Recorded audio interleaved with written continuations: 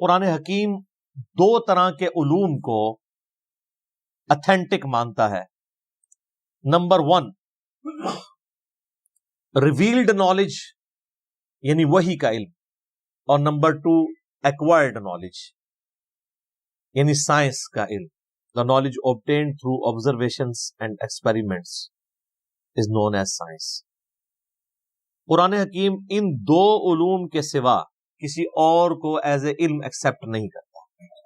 یا تو وہی تصدیق کر دے کسی بات کے صحیح یا غلط ہونے کی، یا پھر اسٹیبلش سائنس، ہائپوتھیسز یا تھیوریز نہیں، اسٹیبلش سائنس. جس طریقے سے یہ چیز اسٹیبلش ہے کہ پیٹرول آگ کو بھڑکا دیتا ہے، قرآن حکیم میں کہیں نہیں لکھا ہوا، لیکن یہ ہماری آبزرویشن ہے اور بالکل یہ ایکسپیریمنٹ سے ہمیں بالکل فرملی یہ چیز پتا ہے. تو یہ ڈیفینیٹ علم ہے، اور اسی کا ذکر اللہ تعالیٰ نے قرآن حکیم میں اس حوالے سے کیا. سورہ بنی اسرائیل میں جو 10 کمانڈمنٹس آئی ہیں ان میں سے 9th کمانڈ ہے وَلَا تَقْفُ مَا لَيْسَ لَكَ بِهِ عِلْمٌ إِنَّ السَّمْعَ وَالْبَصَرَ وَالْفُؤَادَ كُلُّ أُولَئِكَ كَانَ عَنْهُ مَسْئُولًا. اے انسان کسی چیز کی پیروی اس وقت تک مت کر جب تک کہ تیرے پاس اس حوالے سے کوئی ڈیفینیٹ علم نہ آ جائے. بے شک کان، آنکھیں اور عقل اس کے بارے میں تم سے پوچھا جائے گا کہ تم نے ان 3 انسٹرومنٹس کو استعمال کر کے حق بات تک پہنچنے کی کوشش کیوں نہیں کی. تو جو بھی علم کان، آنکھ یا عقل سے حاصل ہوتا ہے وہ ایکوائرڈ نالج ہے. اور یہ جو فزیکل فینومینا آف نیچر ہیں یہ اتنا محکم علم ہے کہ حضرت ابراہیم علیہ السلام نے نمرود کے مقابلے پر جس دلیل سے اسے خاموش کروایا وہ یہی دلیل تھی کہ میرا رب وہ ہے جو مشرق سے سورج نکالتا ہے، اگر تو رب ہے تو مغرب سے نکال کے بتا. یہ ایک فزیکل فینومینا آف نیچر، ایک ڈیفینیٹ قانون قدرت کو انہوں نے بنیاد بنایا تھا خدا کے ایک ہونے کی، اللہ کے ایک ہونے کی. تو یہ محکم علم ہے. ان دو علوم کے سوا کوئی بھی علم ہوگا، یعنی کوئی بھی انفارمیشن ہمیں ملے گی جو ان دو علوم کے اندر فال نہیں کرتی ہوگی، وہ ایکسیپٹیبل نہیں ہوگی. مثلا اگر کوئی شخص کہے کہ زلزلہ اس لیے آتا ہے کہ ایک گائے ہے، اس نے ایک سینگ کے اوپر زمین کو اٹھا رکھا ہے، جب وہ تھک جاتی ہے تو دوسرے سینگ پہ اٹھا لیتی ہے، اس کی وجہ سے زلزلہ آتا ہے. تو یہ اس کی تصدیق نہ قرآن کرتا ہے، نہ ایکوائرڈ نالج یعنی سائنس کا علم کرتا ہے، نہ ریویلڈ نالج نہ ایکوائرڈ نالج. بلکہ سائنس ہمیں بتاتی ہے کہ ٹیکٹونک پلیٹس کی ڈسٹربنس کی وجہ سے یہ زلزلے آتے ہیں. بہرحال وہ پلیٹس ڈسٹرب کون کرتا ہے، تو اس پہ تو سائنس اس طرح کی تمام ایشوز پہ کہتی ہے it is physical phenomena of nature. یہ قانون قدرت ہے، ایسا ہی ہوا کرتا ہے. ایسا ہی کیوں ہوا کرتا ہے، اسی میں قیامت مضمر ہے. God is the only explanation of all the physical phenomena in this universe. اس کائنات میں ہونے والے ہر فزیکل فینومینا کی ایکسپلینیشن خدا ہے، اللہ کی ذات ہے کہ اس نے یہ محکم قوانین بنائے ہوئے ہیں اور ان قوانین کے تحت یہ چیزیں چل رہی. ان قوانین نے ان چیزوں کو پیدا نہیں کیا. سورج مشرق سے نکلتا ہے، یہ قانون ہے. اس قانون نے سورج کو پیدا نہیں کیا. ہم جتنی بھی انفارمیشن حاصل کرتے ہیں وہ قوانین کی حاصل کرتے ہیں. انڈے میں سے چوزا نکلتا ہے تو یہ ایک علم ہے. اس علم کی وجہ سے انڈا اور چوزا نہیں بنے ہوئے. جتنی بھی چیزوں کو آپ ڈیپ ڈگ کریں گے تو الٹیمیٹلی آخر میں جا کے یہی کہنا پڑتا ہے it is physical phenomena of nature. یہ قانون قدرت ہے، ایسا ہی ہوا کرتا ہے. کیوں ہوا کرتا ہے ایسا ہی؟ اس کے پیچھے اللہ ہے. ان دو علوم کے سوا کوئی بھی علم ہوگا اس کو قرآن حکیم ایکسپٹ نہیں کرے گا. اسلام اسے علم کے طور پر نہیں مانتا.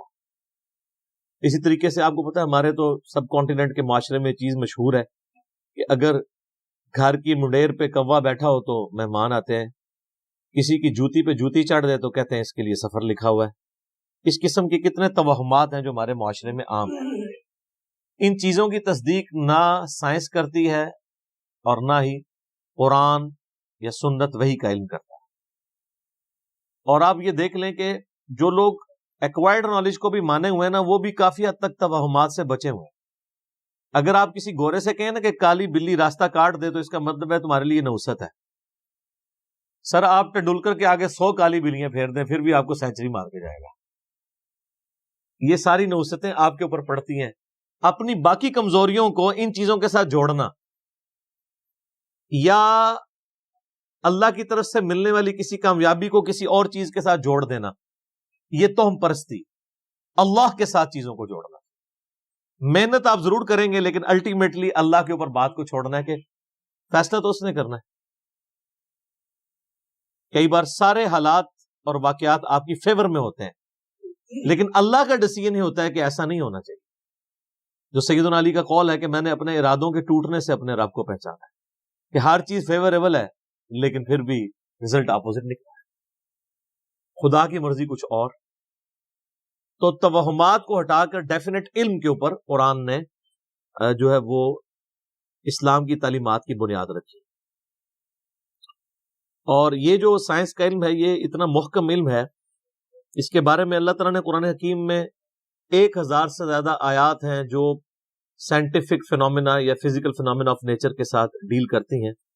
اور اس کا کلائمیکس وہ آیت ہے سورہ حامیم السجدہ کے بالکل اینڈ میں، سنریہم آیاتنا فی الآفاق وفی انفسہم حتی یتبین لہم انہ الحق۔ ان قریب ہم انہیں زمین و آسمان میں اور ان کی اپنی جانوں میں ایسی نشانیاں دکھائیں گے کہ یہ پکار اٹھیں گے، یہ بات مان لیں گے کہ یہ قرآن حق ہے، یہ کلام حق ہے۔ آج جس طریقے سے اللہ تعالیٰ نے سائنس کے ذریعے انسانیت کو کائنات کے چھپے ہوئے راز آشکار کیے ہیں، پہلے لوگوں کو تو ان چیزوں کا آئیڈیا نہیں تھا۔ یعنی اگر نبی علیہ السلام کے مبارک زمانے میں صحابہ کرام کو یہ بتایا گیا کہ تمہارا ایک ایک عمل نوٹ کیا جا رہا ہے، آج تو آپ کو پتا ہے کہ ٹیرا بائٹس کے اندر یو ایس بیز آ چکی ہوئی۔ ابھی تو یعنی اس کے اوپر بھی تحقیق ہو رہی ہے کہ انسان کا تھوک جو ہے نا، اگر اس کو بھی سٹوریج کے طور پہ یوز کیا جائے تو انسانی ہسٹری کا بہت بڑا ڈیٹا جو ہے وہ تھوک کے اندر سٹور کیا جا سکتا ہے، چپس کی فارم میں، یو ایس بیز کی فارم میں، ہارڈ ڈسک کی فارم میں، تو آپ کے سامنے چیزیں آ چکی ہیں۔ کتنے بڑے لیول کا نالج جو ہے وہ ایک چھوٹی سی یو ایس بی کے اندر آ جاتا ہے۔ اب تو بلکہ ہر موبائل کے اندر میموری کارڈ ڈلے ہوئے ہیں۔ یہ ہم نے فزیکلی چیزیں آبزرو کر لی ہیں، کائنات کے چھپے ہوئے رازوں کو حاصل کر لیا ہے۔ اس کی وجہ سے کئی چیزیں جو ایمان بالغیب سے تعلق رکھتی تھی وہ ایمان بالشہادہ ہو چکی ہیں، ہمارے سامنے ہو چکی ہیں کہ ہاں یار اگر یہ ہو رہا ہے تو وہ کیوں نہیں ہو سکتا۔ سی سی ٹی وی کیمرہ جو ہے ایک ایک 2 مہینے 3 مہینے کی ریکارڈنگ کرتے ہیں، ایک ایک چیز کی ریکارڈنگ کرتے ہیں۔ دنیا کا مہنگے سے مہنگا کتا بھی وہ سیکیورٹی نہیں پرووائڈ کر سکتا جو سی سی ٹی وی کیمرہ آپ کو کرتا ہے، کیونکہ اس کو نہ نیند آنی ہے، نہ اسے اونگ آنی ہے، نہ اسے بھوک لگنی ہے، نہ ایسے کو گولی مار کے ختم کر سکتا ہے۔ وہ تو ایسے خفیہ جگہ پہ لگے ہوتے ہیں اور ہر چیز آپ ریوائنڈ کر کے ایک ایک چیز دیکھ سکتے ہیں، پکڑی جاتی ہیں چیزیں۔ تو یہ سب کچھ اللہ تعالیٰ نے انسان کو کان، آنکھیں اور عقل کے ذریعے فزیکل فینومینا آف نیچر کو آبزرو کر کے یہ ساری چیزیں ترقی کروائیں۔ اسی کانٹیکسٹ میں یہ بات بھی یاد رکھیے گا کہ قرآن حکیم کے جو پرانے تراجم ہیں ان میں جہاں جہاں ہمارے بزرگوں سے سائنس کی علم کی کمی کی وجہ سے غلطیاں ہو گئی ہیں، وہ غلطیاں آپ قرآن کے کھاتے میں نہیں ڈالیں۔ قرآن کے صرف ٹیکسٹ کی گارنٹی ہے کہ یہ محفوظ ہے۔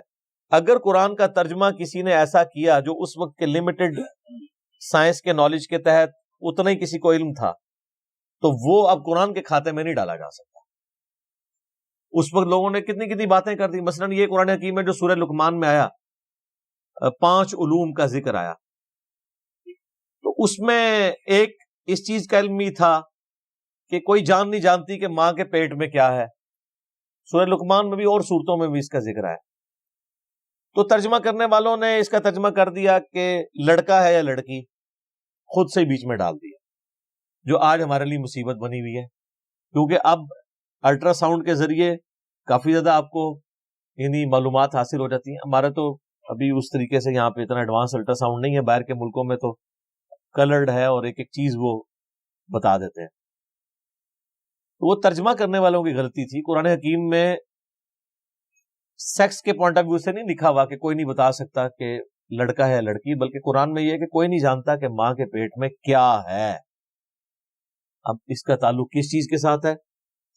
قرآن حکیم میں اللہ تعالیٰ نے سورہ تغابن میں فرمایا هو الذی خلقکم فمنکم کافر ومنکم مؤمن، وہی اللہ ہے جو تمہاری تخلیق کرتا ہے، کوئی تم میں سے کافر ہو جاتا ہے، کوئی مومن ہو جاتا ہے۔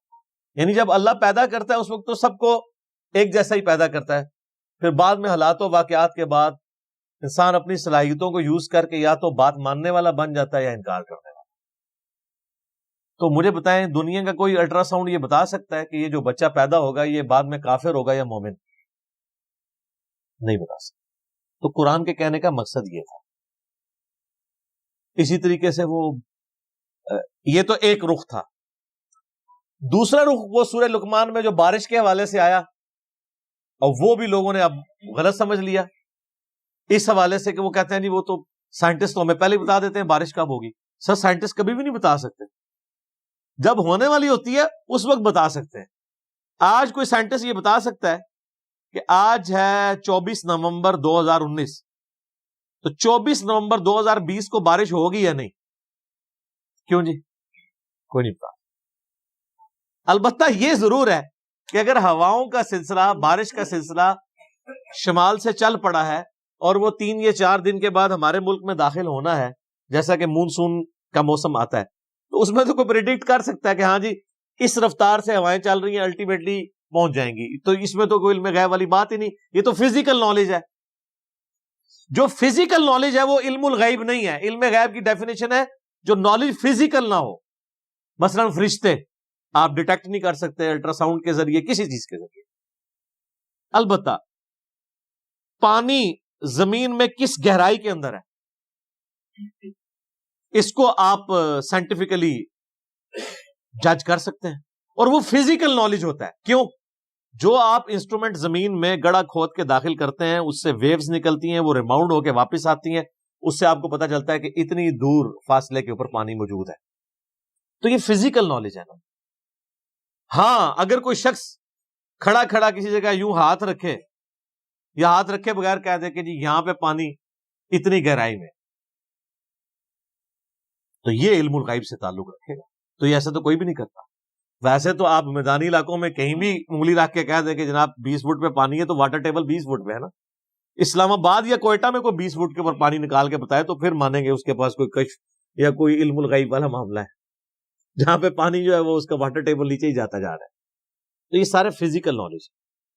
فزیکل نالج جو ہے نا وہ علم الغیب نہیں ہوتا، کیونکہ وہ انسٹرومنٹس کے ذریعے حاصل ہوتا ہے، اور انسٹرومنٹ بھی فزیکل فینومینا آف نیچر کے اوپر کام کرتی ہیں۔ وہ صلاحیتیں بڑی ہوتی ہیں، بلکہ کئی جانوروں میں ایسی صلاحیتیں ہیں جو انسانوں میں موجود نہیں ہیں، ہے وہ فزیکل ہے۔ ہاتھی 40 کلومیٹر دور تک کمیونیکیشن کرتا ہے پاؤں مار کے زمین پہ، جو ویوز پروڈیوس کرتا ہے۔ 40 کلومیٹر دور اس جھنڈ سے الگ ہونے والے ہاتھی موجود ہونا تو ویوز کے ذریعے جان لیتے ہیں۔ یہ عقاب 2-3 میل اوپر سے اپنے شکار کو لوکیٹ کر لیتا ہے، اتنی تیز اس کی آنکھ۔ کتے کی سونگنے کی صلاحیت انسان سے بہت زیادہ ہے، وہ ایسی چیزیں بھی سونگ سکتا ہے جو انسان نہیں سونگ سکتا۔ اسی لیے آپ کو پتا نا، یہ جب ہیروئن کی سمگلنگ کے لیے یا اس طرح کی وہ معاملات کو پکڑنے کے لیے ایئرپورٹس وغیرہ کے اوپر کتے، ٹرینڈ کتے، ایک وہ ٹرینڈ کتے ہیں جو چوری پکڑنے والے ہیں، وہ 2 نمبر ٹرینڈ کتے ہیں، وہ لوگوں میں لڑائیاں کروانے کے لیے۔ جو اوریجنل ٹرینڈ کتے ہیں نا وہ واقعی چیزوں کو پکڑ لیتے ہیں، کئی مشینیں نہیں پکڑ سکتے جو وہ پکڑ لیتے۔ تو یہ فزیکل نالج سے تعلق رکھتی ہیں، یہ علم الغیب سے چیزیں تعلق نہیں رکھتی۔ لہٰذا ہمارے پرانے بزرگوں نے اگر کہیں کوئی ترجمے کیے، کہیں تفسیریں غلط کر دی ہیں تو وہ قرآن کے کھاتے میں نہیں ڈلیں گی۔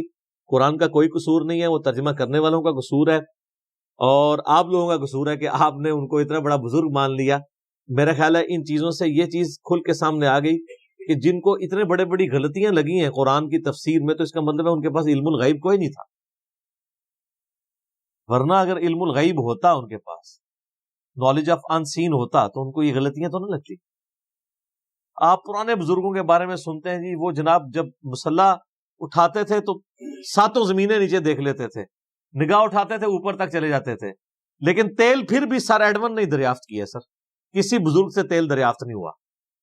تیل تو 7 زمینوں کے نیچے ہے ہی نہیں تھا، تیل کا کنواں تو 2-3 کلومیٹر نیچے تھا، اور جہاں پہ نکلا وہ اللہ تعالیٰ نے قدرتی طور پہ نکلوایا، وہاں پہ اوپر تھا اس کا یعنی لیول۔ سب سے پہلا تیل کا کنواں جو ہے وہ 1758 کے راؤنڈ اباؤٹ امریکن ایک اسٹیٹ ہے پنسلوینیا، اس میں تیل کا کنواں نکلا تھا۔ عرب اسٹیٹس میں تو 20ویں صدی میں آ کے نکلا۔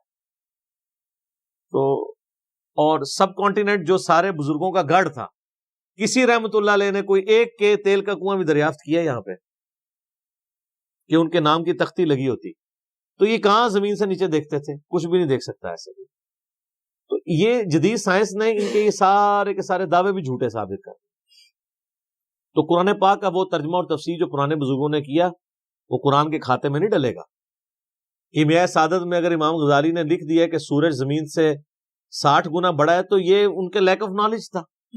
آج ہمارے بچے کو بھی پتا ہے کہ 13 لاکھ گنا بڑا ہے۔ اب 60 کو 13 لاکھ گنا کرنے کے لیے چلے 60,000 بھی کہہ دیتے تو ہم 2-4 صفرے لگا کے ان کو بخشوا لیتے ہیں۔ اتنی بڑی غلطیاں ان سے کیسے ہوئی ہیں؟ اسی لیے کہ ان کے پاس وہ علم نہیں تھا جو آج سائنس کے ذریعے ہمیں پتا ہے۔ تو یہ ان کا کوئی عیب بھی نہیں ہے، اس میں ان کی توہین بھی نہ کی جائے۔ توہین آٹومیٹکلی اس لیے ہو جاتی ہے کہ آپ نے ان کے بارے میں کلیم کیا ہوا نا، وہ کلیم چکے اب جھوٹا نکلا ہے، تو توہین تو آٹومیٹکلی ہوگی، کیونکہ آپ تو کہتے ہیں وہ تو جناب ہر چیز جان لیتے ہیں۔ ہم نے تو اس سے بڑی بات کی ہے کہ ہم اپنی میکینیکل انجینئرنگ کا ایک فارمولہ لکھ کے دیتے ہیں، زمین و آسمان کے سارے بزرگ مل کے جنہوں نے انجینئرنگ نہیں پڑھی بھی اس کو پڑھ کے بتا دیں۔ سمجھنا تو بڑی دور کی بات ہے۔ یہ میں اس لیے کہہ رہا ہوں کہ میکینیکل انجینئرنگ خدا کو تو آتی ہے نا، خدا تو کسی بزرگ کو سکھا سکتا ہے، تو سکھائے، ایسا نہیں ہوگا۔ ہاں یہ کلیم اگر پیغمبر کے بارے میں کیا جائے اس کے ساتھ ہو جائے گا، وہ بھی اگر اللہ چاہے گا تو، جیسا کہ حضرت صالح علیہ السلام سے ڈیمانڈ کی گئی کہ پہاڑ میں سے اونٹنی نکلے، تو اب یہ فزیکل فنامنا آف نیچر کے خلاف ہے، اللہ نے نکال کے بتایا۔ پیغمبر کو منوانے کے لیے اللہ تعالیٰ نے معجزہ کروا دیا۔ بزرگوں والا معاملہ نہیں ہوتا کہ وہ کچھ کر کے دکھا سکتا، کچھ بھی کوئی نہیں کر سکتا۔ اسی لیے میں آپ کو کہتا ہوں کہ آپ لوگ بیمار ہوتے ہیں تو آپ کو مزاروں پہ لے کے جاتے ہیں، اور مزاروں والے جب بزرگ بیمار ہوتے ہیں ان کو آغا خان اور شفا انٹرنیشنل لے کے جاتے ہیں۔ میں نے آج تک نہیں کوئی دیکھا کہ کوئی بڑا پیر بزرگ بیمار ہوا ہو اور وہ پاکستان کے مہنگے ترین ہاسپٹل میں علاج نہ کروا رہا ہو، تو یہ کس کو دھوکہ دے رہے ہیں؟ ان کو بھی اٹھا کے مزاروں پہ لے جایا کریں نا۔ کتنے بڑے بڑے، اب میں نام نہیں لیتا، بالکل پرسنل بات ہو جائے گی، ان کے یقین کریں ان کے پیشاب بند ہوئے ہیں تو ان کو آغا خان سے انہوں نے کروایا، اور پوری دنیا کو تعویذ لکھ کے دے رہے ہیں وہ لوگ، لاکھوں مرید ہیں ان کے، ایک تعویذ خود لکھ کے اپنا پیشاب کھول کے بتا دیتے ہیں، کوئی کچھ نہیں کر سکتا۔ تو اس طرح کی جو چیزیں جڑی ہوئی ہیں فزیکل نالج کے ساتھ، اس میں اگر کہیں پہ کسی نے غلطی کھائی ہے تو اس کو آپ قرآن کے کھاتے میں نہیں ڈالیں گے، بلکہ آپ ڈالیں گے بابوں کے کھاتے میں۔ بابوں کے کھاتے میں بہت کچھ ڈال چکا ہوا ہے، اس میں سے یہ بھی ڈال دیں۔ اسی طریقے سے ترجمے سائنس کے نالج کم ہونے کی وجہ سے غلط کر دیے۔ میں نے اکثر مثال دی، ایک بڑی یعنی نمائندہ مثال ہے قرآن میں، جو بخاری مسلم میں آتا ہے کہ پہلی 5 آیات سورۃ العلق کی نبی علیہ السلام پہ پہلی وہی نازل ہوئی، اقرأ بسم ربک الذی خلق، خلق الانسان من علق۔ ہمارے پرانے سارے بزرگوں نے خلق الانسان من علق کا ترجمہ کیا ہے، اللہ تعالیٰ نے انسان کو خون کی تھٹکی سے پیدا کیا، ڈراپ آف بلڈ سے پیدا کیا۔ یہ ترجمہ سارے کرتے آئے، حالانکہ اس کے لیے ان کے پاس کوئی بنیادی دلیل موجود نہیں تھی۔ لیکن اب جب ماڈرن لوگ آئے ہیں انہوں نے کہا جی علق تو کہتے ہیں سسپینڈڈ چیز کو، اردو میں بھی معلق لفظ، لٹکی ہوئی چیز کو کہتے ہیں یہ معلق ہے۔ تو علق کا ترجمہ ہے کہ انسان کو اللہ نے پیدا کیا ایک ایسی چیز سے جو سسپینڈڈ فارم میں تھی۔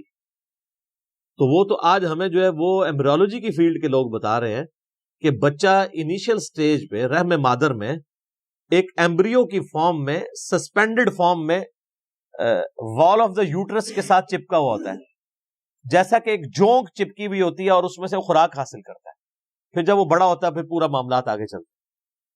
الگ کا ترجمہ عربی میں جونک بھی بنتا ہے، اور اس ایمبریو کی اگر آپ انیشل شکل دیکھیں وہ بھی جونک کی شکل ہے، لیکن یہ ہمیں الیکٹرانک مائکروسکوپ کے بعد پتہ چلا۔ آج کے جب لیٹسٹ لوگ ترجمہ کرتے ہیں تو وہ پھر یہ ترجمہ کرتے ہیں کہ ایک ایسا یعنی انیشل ایمبریونک سٹیج سے انسان کو اللہ نے بڑا کیا جو جونک نما تھی، جو یوٹرس آف مدر کی وال کے ساتھ چپکی ہوئی تھی، اور اس طریقے سے آگے معاملات چلے.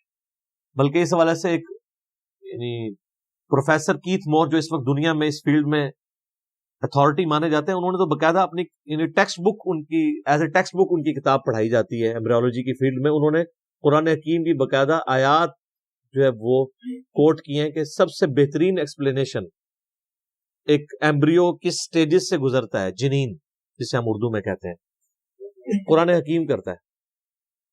اور انہوں نے باقاعدہ پھر اسلام بھی قبول کیا اس کی وجہ سے. انہوں نے کہا مجھے یہ بات ماننے میں کوئی عار نہیں ہے کہ قرآن حکیم ایمبریولوجی کی فیلڈ کے حوالے سے جو باتیں کرتا ہے وہ 8 سے 100 سال پہلے بھی کسی کو نہیں پتا تھی، اور چاہے جائے کہ 8 سے 1400 سال پہلے ایک شخص جو ریگستان میں پیدا ہوا ہے وہ یہ ساری چیزیں بتائے جو کہ ہمیں 20ویں صدی میں بھی 1960s 70s میں آ کے الیکٹرانک مائکروسکوپ کی وجہ سے جو چیزیں ہم پر ریویل ہوئی ہیں،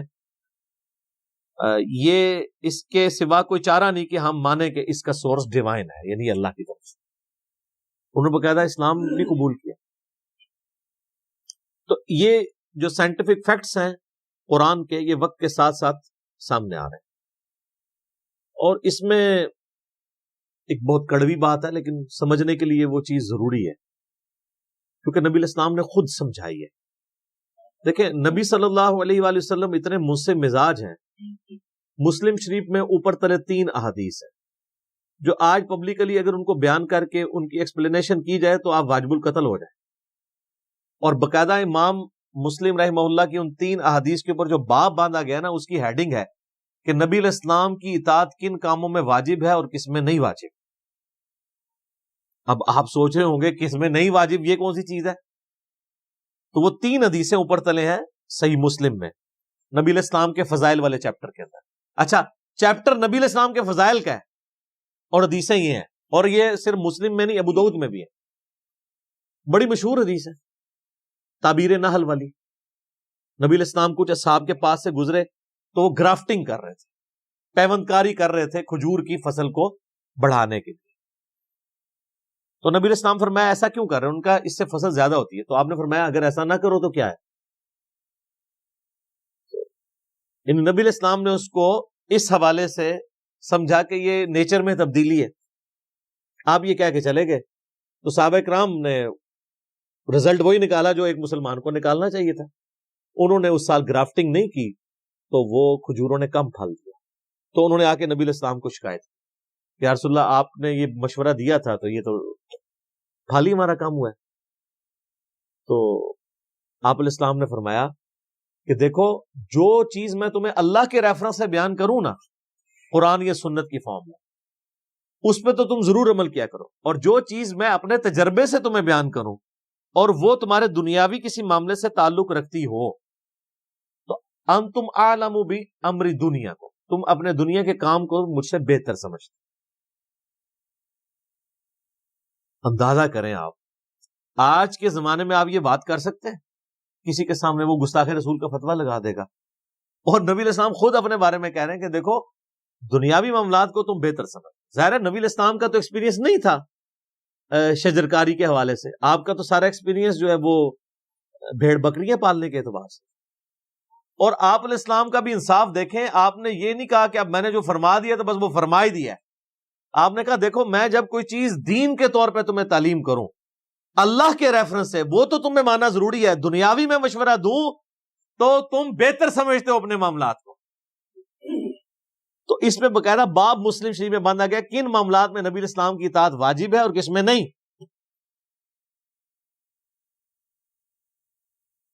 یار یہ محمد رسول اللہ کا ہی حوصلہ ہے صلی اللہ علیہ وآلہ وسلم جو اس لیول پہ اتر کے بات کر رہا ہے. یا تو یعنی ان پڑھ جاہل لوگ جن کو نماز بھی نہیں آتی ہے دین کے حوالے سے ان کے مشورے لوگ ماننے کے لیے تیار ہو جاتے ہیں، اور دنیا کے حوالے سے کتنے پیر ہیں ان کے کہنے کے اوپر لوگوں نے بچے اپنے ذبح کر دیے. یہ لوگوں کا علمی لیول ہے. تو نبی صلی اللہ علیہ وآلہ وسلم نے انصاف کیا اور فرمایا کہ دنیاوی معاملات کو تم بہتر سمجھو. آج اگر کوئی ہمیں آگے کہتا ہے نا جی نبی علیہ السلام نے آپ کو ایٹم بم کا طریقہ کیوں نہیں بتایا، بھائی اس لیے نہیں بتایا کہ اللہ نے ان کو نہیں بتایا. اچھا تو وہ پیغمبر کس طرح ہوئے؟ پیغمبر اس طرح ہوئے کہ وہ ہمارے ہدایت کے امام ہیں، وہ ہمارے سائنس کے ٹیچر نہیں ہیں، نہ ان کی یہ فیلڈ تھی۔ اگر اللہ تعالیٰ نے آج کے دور میں کوئی پیغمبر مبعوث کرنا ہوتا تو اس کو وہ سائنٹیفک نالج ہوتا جو آج کسی سائنٹسٹ کو نہ ہوتا۔ اس زمانے میں جتنا نالج ریکوائرڈ تھا، جو ضرورت کے تحت تھا، اللہ تعالیٰ نے دے دیا۔ اب علم غیب شاید رکھو نا اپنے کول، اگر علم غیب کے ساتھ ان چیزوں کو جوڑا جائے تو نبی علیہ السلام خود سے اگر غیب کا علم جان لیتے ہوتے تو آپ کسی کی فصل تباہ ہونے کا مشورہ اس کو دے رہے ہوتے؟ یا فصل کم ہونے کا مشورہ دے رہے ہوتے؟ نہیں۔ اچھا اس زمانے میں علم غیب ہوتا ہی نہیں تھا، کسی صحابی نے نہیں کہا یا رسول اللہ صلی اللہ علیہ وسلم آپ کو تو علم غیب ہے، تو آپ سے یہ غلطی کیسے ہوگی کہ آپ نے ہمیں تعبیر نحل والا مسئلہ دیا؟ اب آپ لاکھ اس کی کوئی تعویلات کرتے پھر کچھ بھی نہیں ہوتی ہے۔ اسی لیے میں کہتا ہوں کتابوں کا دین اور ہے اور بابوں کا دین اور۔ بابے اتنا کچھ بتا کے گئے غلط کہ وہ آج صبح میں ڈاکٹر سراج صاحب کا ایک لیکچر سن رہا تھا اصحاب کہف کے بارے میں، تو میرے دماغ میں ایک چیز آئی جو پہلے کبھی نہیں آئی تھی۔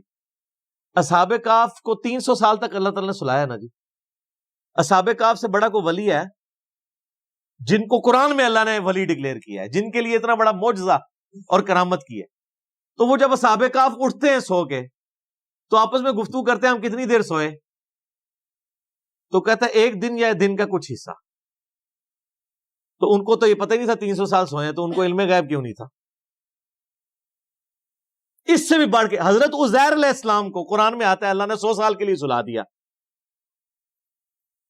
تو ان سے پوچھا اٹھانے کے بعد ہاں بتاؤ کتنی دیر سوئے؟ انہوں نے کہا ایک دن یا دن کا کچھ حصہ۔ اللہ نے فرمایا 100 سال سویا رہا ہے۔ اگر وقت کا پیغمبر 100 سال سونے کے بعد اٹھے اور اسے یہ لگے میں ایک دن سویا ہوں اور اللہ کے بتانے پہ پتہ چلے، تو آپ کے بابوں کا علم غیب، کشف، الہام، یہ ساری کہانیاں کتنے گئی ہیں؟ اور یہ تو بالکل سیدھی سیدھی باتیں ہیں، اور ویسے آپ کو صحیح مشورہ دیتے ہیں قرآن ڈائریکٹ نہیں پڑھنا چاہیے، بندہ گمراہ ہو جاتا ہے۔ ہاں ظاہر ہے قرآن جب پڑھے گا تو جو چیز آپ نے دین کے طور پہ لوگوں کو بتائی ہوئی ہے وہ گمراہی ثابت ہو جائے گی، اور جو چیز واقعی دین ہے اس کو آپ گمراہی سمجھتے ہیں تو خود بخود تطہیر ہو جائے گی۔ اچھا یہ سارے واقعات آپ کو پتہ ہیں لیکن کبھی اس کی انجینئرنگ نہیں ہوئی تھی۔ یہ تو ریورس انجینئرنگ جب ہوئی ہے نا تو آپ پتہ چلا کہ ہاں یار اس کو اس اینگل سے بھی دیکھنے کی ضرورت ہے کہ قرآن حدیث میں تو کہیں علم غیب والا یہ معاملہ ہی نہیں۔ قرآن حدیث میں علم غیب صرف یہی ہے کہ اللہ تعالیٰ جسے چاہے پیغمبروں میں سے چنتا ہے۔ سورہ آل عمران آیت نمبر 179 کہ اس کو غیب کی خبر دے دیتا ہے۔ باقی علم الغیب پہ میرا مسئلہ نمبر 6 اور A اور 6B دیکھ لیں تو آپ کو معاملات کھل جائیں۔